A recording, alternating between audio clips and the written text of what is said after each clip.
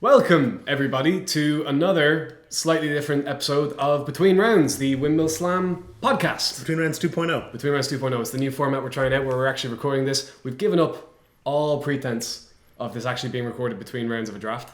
That was the original idea, was that we recorded between rounds of a draft because it was nice and short and you could digest it in 15-minute chunks.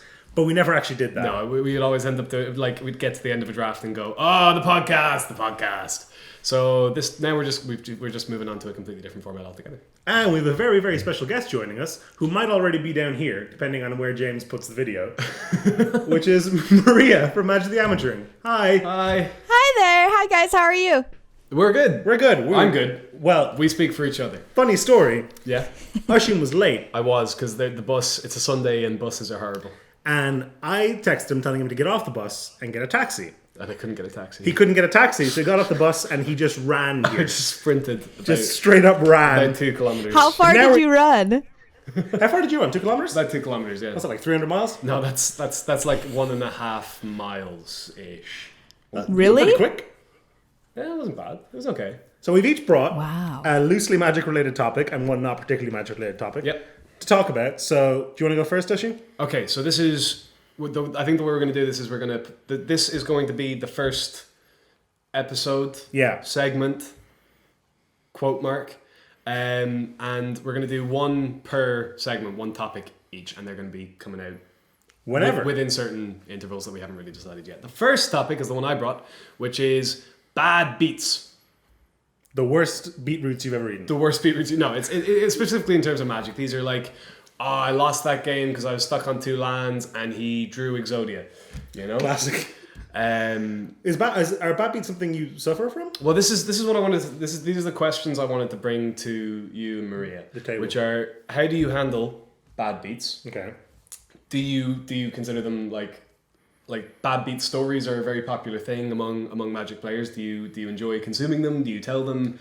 And I figured now would be a good time for you to air your worst bad beat story, at least the worst one you can think of today. I'm pretty laid back, and in terms of like how much I care about Magic, and simultaneously I care more than I ever should. Okay. In a really weird kind of way. I don't think anybody enjoys consuming bad beat stories. Bad beat stories are for the teller. Your friend comes over to you after like round 3 of the PTQ and says, this happened and that happened and I lost, and you go, that sucks, man. That's for your benefit. Okay. Are you a bad beat kind of person? I have to look down here to look at Maria as opposed to up there. She's on her laptop. Oh, absolutely not. I'm very chill about Magic, and I think I've come to the conclusion, a long time ago, that Magic is a game of variance, and in order to play a game of variance, you need to accept that. Otherwise, you're going to destroy yourself pretty quickly, because there's going to be games where you draw lands or games where you get beaten horribly, and if you can't, kind of just take that in stride, I think you're going to probably explode at some point in your Magic career. So, Absolutely true, yeah. You think it's part of the entry price to play Magic. It's accepting that sometimes you're going to lose because that's the way things yeah, I think you have to. And of course, some players take it worse than others, take it harder than others. But I've just tried to take it with a grain of salt and kind of be sort of like, oh, well, that happened this time. And next time, perhaps I'll be on the other end of something that like a mana screw or a color screw or something like that. I mean, that being said, of course, I do still get upset when I lose. Not like most, I would say I probably take it better than most people, I would say. But I do still have bad beat stories, so I can tell you a good story. But it wasn't one that I was just like, or whatever. I just thought it was very funny what happened to me. So if anybody has listened to Limited Resources, most recently this story is on there, but I'll tell it anyway, just in case you haven't. It's pretty short. I was playing a great green-white draft deck in Oath of the Gatewatch, and I had every card you could possibly want in a green-white support deck, including I think 3 Saddleback Legax and Gideon. Shoulder to shoulder, everything you ever wanted. The Step Glider, it was just a work of art. It was a work of beauty, and I was so happy going into the finals, and I'm like, nothing can ever beat this deck. It's so perfect. And I faced down a red-white deck that was very like equipment heavy, and I was like, everybody knows this isn't a good deck. Why is my opponent playing this? And they had, I think, like 3 bone saws or something like that, and chitinous cloak, and the hedron blade, every piece of equipment, and the 1/2 that you can go and find equipment with it. But most notably, they had the card Akoum Stonewaker, which I believe awakens a land every time you have landfall. And what they were doing was playing a lot of lands and then equipping, I think, maybe something like 5 pieces of equipment onto this land every turn. So I had to keep chump blocking it because it was enormous, because it had all this stupid equipment on it. And it was just the most ridiculous thing, because I had to keep dealing with it because it just, Value Town, they were just making a land, this dude for free every turn and like smacking me for 11. I was like, oh my God, I'm going to lose. Just because this stupid Stonewaker is waking up these lands. Where you start to realize where someone's doing something stupid, someone's doing something weird and silly, and you start to feel the sand slip between your fingers, and you're like, I'm losing to this. Maria, I listened to that story on Limited Resources on the way here. I've heard that story twice in the last hour, but it gets better every time, I gotta tell you. I tried, when you said, I don't know if you listen to Limited Resources, I tried to show you this Limited Resources sticker on the back of the laptop that you're on. How is that gonna work? Which doesn't work. Well, that's not gonna work. But I mean, we all loved Limited Resources years. We're all big Limited We got one of Resources. these, it's not the same. Oh yeah, the professor. Yeah, awesome. So anyway, that's my bad beat story. But I mean, it's kind of silly because I just had to laugh because that deck's ridiculous, and kudos to my opponent for making it work. So. But saying that puts you out of a lot of people's emotional range, though. Yeah. Being like, you did it, you got there, that's fine. That puts you ahead of so many people. I do think the bad beat story does serve a purpose, though. I think it's a really important purpose, because when you lose a game like that and you're like, you would be getting frustrated in your head, you're starting to feel, why did I lose to this stupid deck? What you can do is stop and go, this is going to be a great story for a podcast someday. That's what you can do. You can turn it around on itself like that. Follow-up question off your bad beat thing. Yeah. Do you get more angry if you lose a game because you got unlucky, or if you lose a game because you made a mistake? I think I'd be more inclined to get angry if I made a mistake that I could immediately spot afterwards, Because like if I make a mistake that's kind of more subtle, if I'm like, well, I could do this line or this line, and then 6 turns ago or whatever. Yeah, this one works out, this one doesn't, but they were both kind of reasonable at the time. Mm-hmm. I'm less likely to get annoyed at that. If on Magic Online I like click through my attack step or something, I'm much more likely to get frustrated, because that's just something I could easily have avoided. But what if you just drew 6 lands in a row? Yeah, that is again the variance game.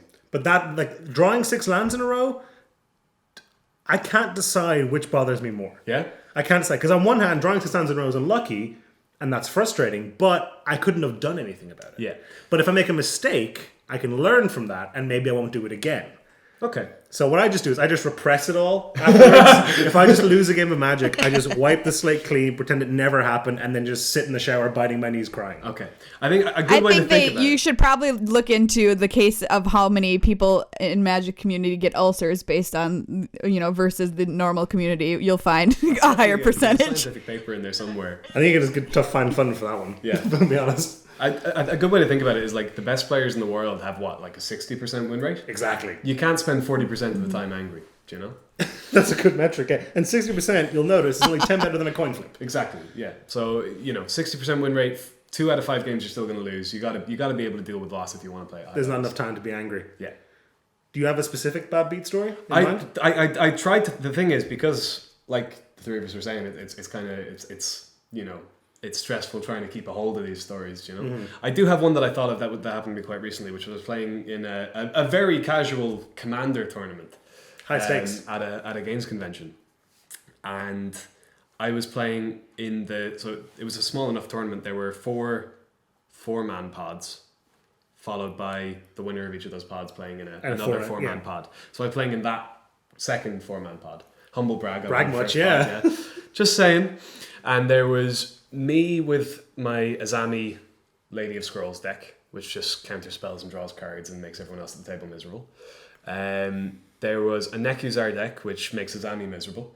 Okay. There was another deck, which is not relevant for the purpose of this story, and a Gave deck. Okay. Gave Guru of Spores, which is kind of like he's a combo stick in Abzan colours. And It was something like turn 4, he played a Mirari's Wake, and I was like, I don't have the counterspell. It's early turns, I've only drawn a couple of extra cards. I don't have the counterspell now, that's fine. He played the Mirari's Wake and passed because he tapped out for it. Went round to me, and I drew a ton of extra cards and had a bunch of mana untapped. I'd drawn, it was turn 5 or 6, and I reckon I had about a 25 card hand. And I didn't have a single one of my counterspells, of my 23 counterspells in my deck, and he untaps and plays a Genesis Wave for, I think it might have been like 16. He did it some way. I'm not 100%. Some huge Genesis Wave which hit him a bunch of lands, and a Eternal Witness which picked up the Genesis Wave, and he did it again, and he blew up all their lands with Gave and a Woodfall Primus, and I was like, I've drawn 23 cards. Do you think there'd be one measly counterspell of the 23 that I play in the deck? You did everything right and things didn't pan out. Yeah, exactly. And that was a little frustrating, but it was a casual Commander tournament, so I went, oh well, and went and joined the draft. For me, I don't have a specific bad beat story in mind, but something that I do want to talk about is I'm very conscious when I get what I call bad wins. Okay. Because that happens to me all the time. I'm an incredibly lucky person. and I know that doesn't make sense, and that's not how probability works, but I feel like I'm an incredibly lucky person. There was this one time where you and I did a video, and we had a Riddle of Lightning. Yes! Oh, I remember this. A Riddle of Lightning scries 3, doesn't it? Scries 3, and then you reveal the top card of your library. To deal damage equal to its converted mana cost. Yeah. And our opponent was on like 6 or something. And we had one card left in our 24 card deck remaining in the draft that would kill them. Yeah. So we said, okay, the correct play is just to scry all 3 of these to the bottom. No, the correct play, we had like a 3-drop, and we could have used that and another removal spell to kill one of his creatures or something like that. But instead we pointed the riddle at his face, and you have to choose the target before you know the number. Before you know the number. So we went, what we should do is try and hit a 3-drop off this and use our Bolt of Keranos as well. No, but we went all in. Yeah. And we were like, we're going to point at his face and hope that we hit the 1 in 23 shot. Yeah. And we did, and like you can watch the audio on that video. It goes, all right, here we go. Yeah. Can we get it? And it just peaks the whole way. Yeah, we crashed the microphone. But like nobody thinks about the times when they're really lucky, because they attribute that. Obviously, that's an extreme example. Yeah. But people attribute their own wins to skill and everyone else's to luck. Yeah. So if my opponent gets mana screwed, well, my deck just did what it was supposed to do. If I curve out, it means because I built my deck correctly. Yeah. And I think what I've heard from talking with a lot of pro players too is they always say, do not underestimate your opponent, even if you think like they're going to be a bad player or you think they're a new player or something like that. And even if they are, don't underestimate them and play any worse than you normally would, because you never know just how great that deck's going to perform at that moment in time, or how good they're going to end up being when you least expected it. I hear that all the time. It's just like, always treat your opponent like they're going to beat you. You have to assume that your opponent's making the correct decision all the time. Yeah, you can't unless there's some like weird next level stuff going on. You just always play at the optimum level.